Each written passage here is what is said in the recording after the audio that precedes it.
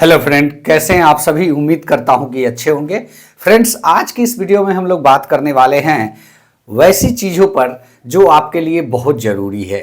जी हाँ, जैसा कि आप सभी जानते हैं कि सीटेट में आपको क्वालिफाई करने के लिए कम से कम 90 नंबर की आवश्यकता होती है।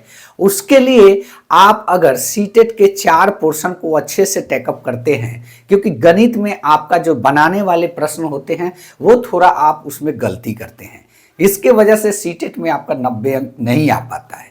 जी हाँ दोस्तों, कहीं ना कहीं आप 5-6 नंबर से छूट जाते हैं। उसका सॉल्यूशन एक ही है। अगर मैथ के बनाने वाले कुछ क्वेश्चन, ऐसे क्वेश्चन जो कि आपको लगता है कि ये हमसे बन सकता है, लेकिन आप डर के, गणित के डर के वजह से आप उस प्रश्न को छूते तक नहीं है, वैसे ही प्रश्न को करने का प्रयास आज की इस वीडियो में हम लोग करेंगे, बहुत ही कम टाइम में शॉर्टकट तरीके से। जी हाँ दोस्तों, इसको समझ लीजिएगा तो कहीं ना कहीं आप गणित में 4-5 नंबर के जो बनाने वाले इजी प्रश्न होते हैं उसको तो कर ही पाएंगे और निश्चित रूप से आप सफलता हासिल करेंगे। तो इस वीडियो में वैसी ही जानकारी हम आपको देने वाले हैं और आपको बोर्ड पे भी दिखेगा वैसे ही प्रश्न, देखने में बड़ा दिखेगा लेकिन बनाने के लिए उसमें थोड़ी भी टाइम की जरूरत नहीं है। कहने का मतलब कि 30 सेकंड में उसको आप सॉल्व कर सकते हैं। 15 क्वेश्चंस में कम से कम 10 प्रश्न वैसे होते हैं जो सिर्फ देखने में बड़े होते हैं, बनाने में 30 सेकंड भी नहीं लगते हैं। वैसे ही प्रश्न आज की इस वीडियो के लिए है जो कि आप लोगों के लिए बहुत इंपॉर्टेंट है। तो बने रहिएगा, इस वीडियो को पूरा देखिएगा, अंत तक देखिएगा। अगर यह वीडियो लगे अच्छा तो कमेंट के माध्यम से बताइएगा और बहुत सारी मैथ के प्रश्नों को हल करा जाएगा आपके साथ। और मैं पूरा दावा करता हूं कि जो 40 दिन बचा है, मात्र आधा घंटा आप अगर मैथ पे काम करते हैं तो कहीं ना कहीं सीटेट में आपके 10 से 12 नंबर कंफर्म, जो कि बनाने वाले सवाल है, उसमें आएंगे। यानी कि 15 में 12 नंबर तक का मैं गारंटी देता हूं। तो चलिए बिना देर किए इस वीडियो की शुरुआत करते हैं और जानते हैं कि क्या है वो प्रश्न। आपके स्क्रीन पे दिख रहा होगा, मैंने 3 प्रश्नों को आज की इस वीडियो के लिए लिया है जो कि आप लोगों के लिए बहुत ही जरूरी है। ये वैसे प्रश्न है कि सिर्फ और सिर्फ आप देख के ही डर जाते हैं, करते नहीं है। यहां पे एक प्रश्न है, विशाल के पास 10 दर्जन कैंडी है, इसका 1/3 भाग राधा को और 2/5 भाग आसिफ को और 1/12 भाग सोनू को दे दिया, तो विशाल के पास कितना बचा। अब इस सवाल में कुछ है नहीं, ये कह क्या रहा है कि उसके पास 10 दर्जन कैंडी है, यानी कि 10 दर्जन, 1 दर्जन में 12 और 10 दर्जन की बात कर रहा है। तो टोटल इसके पास नंबर्स ऑफ कैंडी कितना है, तो 120 कैंडी है। उसमें इसका 1/3 भाग दे दिया किसको, राधा को। राधा को कितना दिया, 1/3 भाग, यानी कि 120 गुने 1/3 भाग राधा को दे दिया। अब दिया कितना नंबर्स में, तो 3 चौका 12, ये शून्य उतर जाएगा, यानी कि 40 कैंडी राधा को दे दिया। अब रही बात कि कह रहा है, सॉरी यहां पे हाँ, उसने राधा को 1/3 भाग दे दिया, 2/5 भाग आसिफ को दे दिया।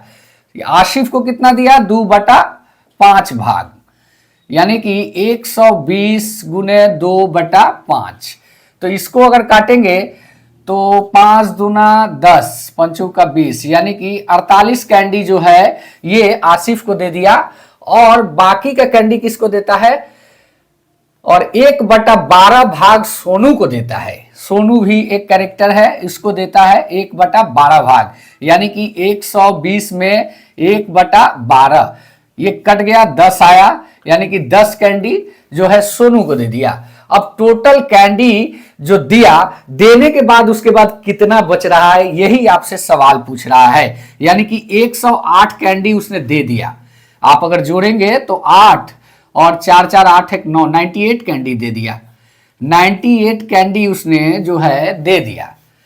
तो अब रही बात कि आप अगर 120 में से -98 करेंगे तो कितना आएगा, ये आएगा आपका 22, यानी कि जो है विशाल के पास कितना बचा, विशाल के पास 22 बचा। जी हाँ दोस्तों, ये विशाल के पास 22। अब देखेंगे ऑप्शन में है कि नहीं।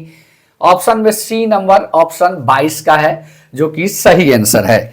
जी हाँ दोस्तों, यह वीडियो अच्छा लगता हो तो चैनल को सब्सक्राइब कीजिएगा। इस प्रश्न में था कुछ नहीं, सिर्फ देखने में बड़ा लग रहा था।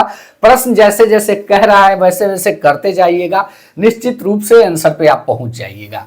यहाँ पे सिर्फ और सिर्फ फंसाने वाला एक ही चीज लिखा हुआ था, जो था 10 दर्जन कैंडी, बस इतना ही फंसाने वाला लिखा हुआ था।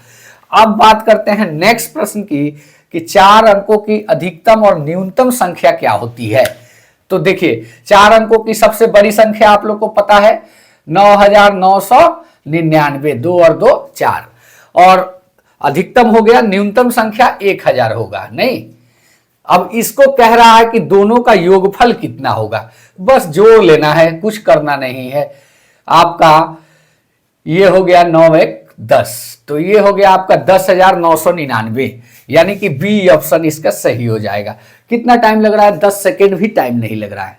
ऐसे ऐसे प्रश्न सीटेट में है, सिर्फ और सिर्फ आपको थोड़ा कंफ्यूज करने के लिए उसको बड़ा करके लिख देता है और वहीं आप कंफ्यूज हो जाते हैं। 4 अंकों की सबसे बड़ी से बड़ी संख्या 9999, न्यूनतम संख्या 1000, तो कहीं ना कहीं इसी का योगफल पूछ रहा था, तो ये प्रश्न बड़ा नहीं था। अब एक सवाल दिया है कि 4 सर्वसम वर्गों का क्षेत्रफल 256 है। 4 सर्वसम मतलब हो गया आपका कि 4 वर्ग का क्षेत्रफल 256 है। एक आयत बनाने के लिए जोड़ा जाता है, प्रत्येक वर्ग का परिमाप क्या होगा। यहां पे अब समझना यही है कि 4 वर्ग का जो है क्षेत्रफल 256 है, आपको एक वर्ग का परिमाप निकालना है।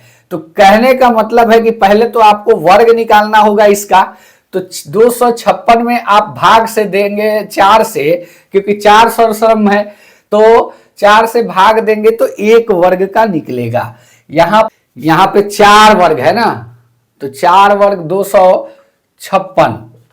अब इसको आप अगर भाग देंगे 4 से तो 4 छक 24, एक उतरेगा, यहां 6 उतरेगा, 64 एक वर्ग आया। 64 एक वर्ग आया। वर्ग एक वर्ग बराबर कितना आया? 4 वर्ग बराबर 256 है।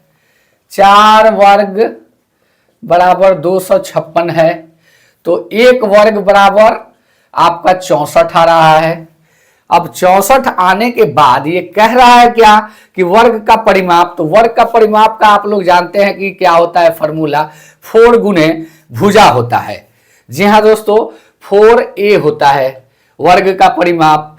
अब यहां पे आपको यही बनाना है। ये कह रहा है कि अब आपको जो है वर्ग निकल गया, तो वर्ग जब निकल गया तो कहीं ना कहीं वर्ग का क्षेत्रफल से हम अगर करेंगे तो एक भुजा निकलेगा। तो वर्ग का क्षेत्रफल क्या होता है? ए स्क्वायर होता है, यानी कि 64 का स्क्वायर हुआ। एक भुजा निकालने के लिए स्क्वायर को तोड़ देंगे तो 8 8 64, यानी कि एक भुजा का मान 8 आया। 4a है, एक भुजा के स्थान पे 4 गुने 8 रख देंगे, यानी कि 32 आंसर आएगा। इसका आंसर कितना आएगा? 32।